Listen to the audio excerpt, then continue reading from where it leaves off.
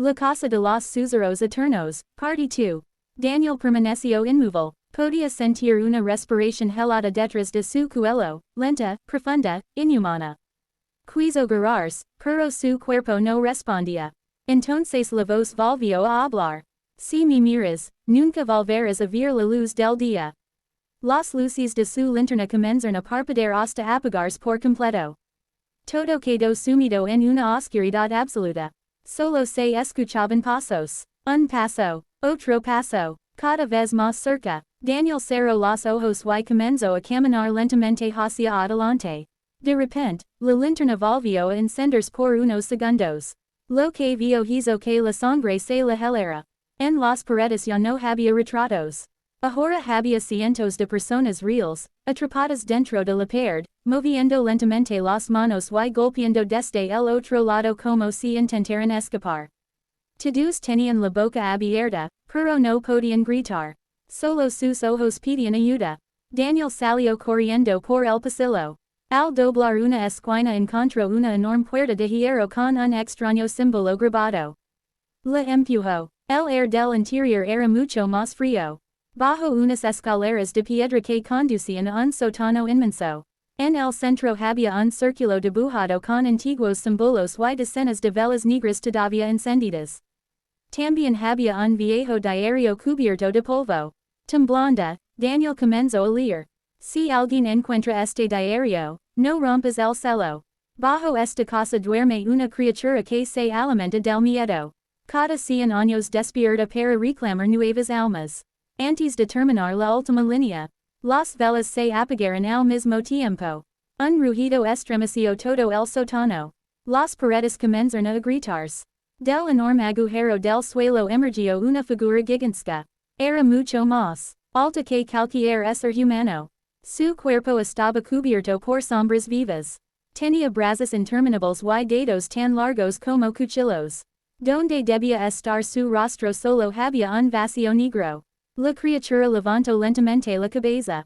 Y sonrió. No con una boca, sino con cientos de pequeñas bocas que comenzaron a reír al mismo tiempo. El sonido era insoportable. Daniel intentó escapar, pero las escaleras habían desaparecido. La criatura empezó a caminar hacia él lentamente.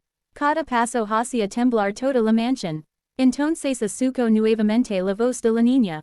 Corre, todavía puedes salvarte. Una puerta secreta apareció en la pared. Daniel corrió desesperadamente hacia ella mientras la criatura extendía sus enormes brazos para atraparlo. Cuando cruzó la puerta, esta se cerró de golpe. Durante unos segundos solo hubo silencio. Después, un golpe gigantesco sacudió la puerta desde el otro lado.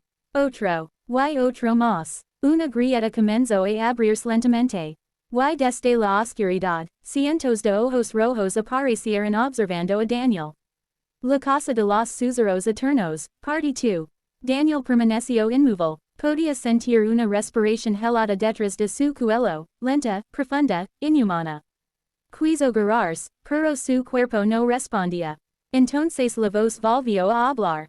Si me miras, nunca volverás a ver la luz del día. Las luces de su linterna comenzaron a parpadear hasta apagarse por completo.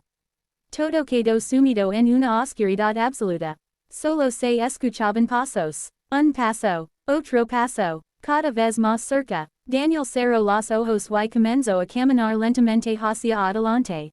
De repente, la linterna volvió a encenderse por unos segundos. Lo que vio hizo que la sangre se le helara. En las paredes ya no había retratos. Ahora había cientos de personas reales, atrapadas dentro de la pared, moviendo lentamente las manos y golpeando desde el otro lado como si intentaran escapar. Todos tenían la boca abierta, pero no podían gritar. Solo sus ojos pedían ayuda. Daniel salió corriendo por el pasillo. Al doblar una esquina encontró una enorme puerta de hierro con un extraño símbolo grabado. La empujó. El aire del interior era mucho más frío. Bajo unas escaleras de piedra que conducían a un sótano inmenso. En el centro había un círculo dibujado con antiguos símbolos y decenas de velas negras todavía encendidas. También había un viejo diario cubierto de polvo. Temblando, Daniel comenzó a leer. Si alguien encuentra este diario, no rompas el celo. Bajo esta casa duerme una criatura que se alimenta del miedo. Cada 100 años despierta para reclamar nuevas almas. Antes de terminar la última línea, las velas se apagaron al mismo tiempo. Un rugido estremeció todo el sótano. Las paredes comenzaron a gritarse. Del enorme agujero del suelo emergió una figura gigantesca. Era mucho más alta que cualquier ser humano. Su cuerpo estaba cubierto por sombras vivas. Tenía brazos interminables y dedos tan largos como cuchillos. Donde debía estar su rostro solo había un vacío negro. La criatura levantó lentamente la cabeza. Y sonrió. No con una boca, sino con cientos de pequeñas bocas que comenzaron a reír al mismo tiempo.